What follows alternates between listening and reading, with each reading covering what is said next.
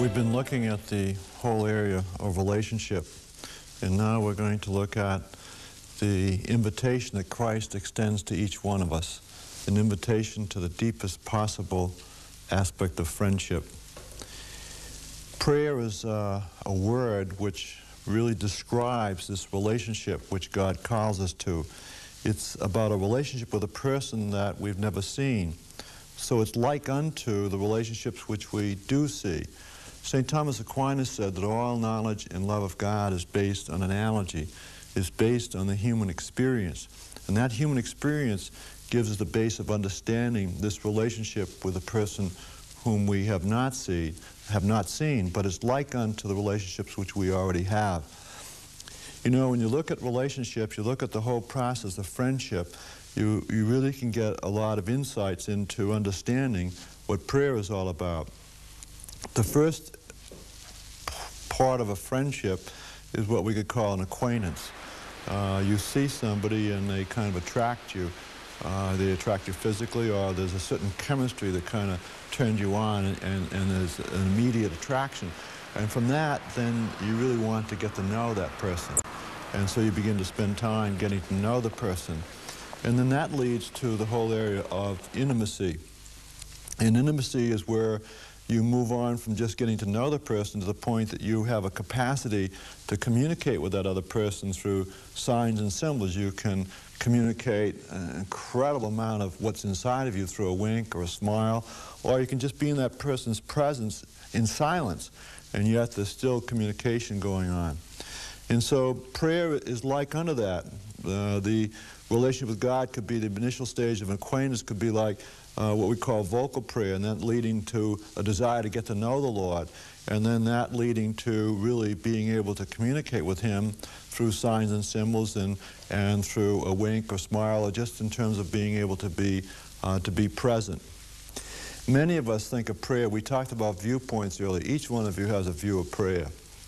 And hopefully you begin to look at your viewpoint of prayer and examine it in relationship to this rich heritage which we've been trying to surface for you.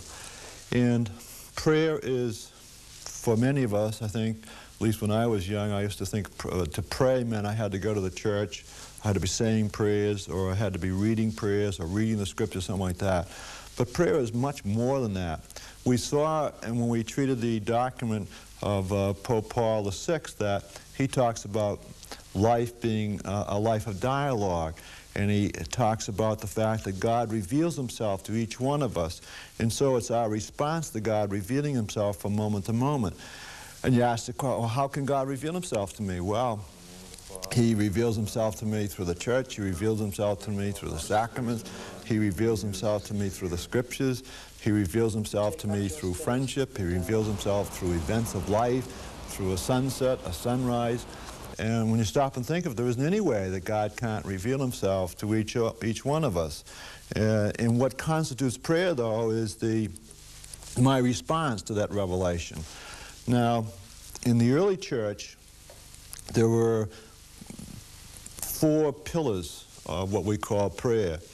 And I'll use the Latin to show that the translation we made was really inaccurate. The first was what we call Lectio Divina. And Lectio Divina became a spiritual exercise, became spiritual reading. And then the second was Meditatio, which became a methodology in which I would pick up the scriptures, create a scene of Jesus.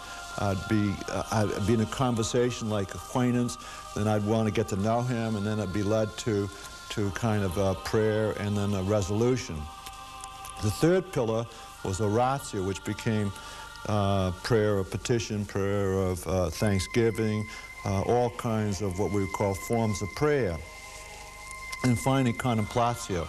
And Contemplatio was really considered to be a no-no because contemplation was only a gift that God gave to people who left the world, like myself. I left the world, I joined a Trappist monastery, and so only people who made that kind of a sacrifice could aspire to contemplation.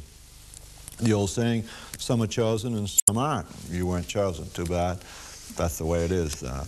Well, that's real heresy. I mean, each one of you has been called to contemplation. In fact, the world needs contemplatives, people who can who have come to know the Lord and taste Him in and through this intimacy that we're referring to. So when we translated it, though, really we made a mistake. Lectio Divina was the art of listening. In the early church, they couldn't read, they listened. And so listening led to meditatio, which was not a methodology, it was reflection. When you stop and think of that, if you really listen, if you listen to something you're reading, or you listen deeply to a person you're with, you'll find yourself moving. In fact, you almost have to do violence to stop yourself from moving to reflection. And from reflection, you move to a spontaneity of prayer. And from that, it would lead you, unless you stop the process, it leads you into the area of just being comfortable and being able to be there in silence. And so it is, those four pillars were really the critical aspect of prayer. Now, Pope Paul VI showed us that listening is the key thing. And so prayer is grounded on your ability to listen deeply. And without listening, you will not come to reflection, nor will you come to the spontaneity of prayer or come into the area of contemplatio. So listening is the ground of all prayer. Now, some people talk about prayer at times and they talk about feeling. Well, if you go back to friendship and you get that idea of acquaintance, you know, there is a lot of feeling in that initial relationship. There are a lot of highs. You're really looking forward to get to know the other person and everything. But as you get to know them, you know, then after you know them and the relationship doesn't go anywhere, it doesn't transcend that knowing into signs and symbols where you can be with that person and communicate through a wink, a smile, or be in the same room with them without saying anything, and yet there's communication going on. Do you know what I mean? And if that doesn't happen, then relationships become boring. And I mean, for instance, if we started a process of getting to know each other, and I told you about I'm a clam digger from New England, I was in the Navy, I got kicked out of school, et cetera, et cetera, et cetera. That's getting to know me, and then you started to share the same thing with me. But then if every time I came along the street and you said, well, geez, here he comes again, and he's going to say the same story, it gets kind of boring. And you say, my God, here he comes, get away from him, he's going to tell the same story. So you know as well as I do, when relationships don't have any place to go, they do become boring. And they're no longer exciting, and you don't invest the energy in them, right? It shuts down. So it's necessary to see that it's the same thing in prayer. If you don't let your prayer life move to that ability to be with God and to be able to sit with Him and be with Him and not to be able to think of prayer as saying prayers and everything, but just being in His presence and communicating, then you'll get bored with prayer too.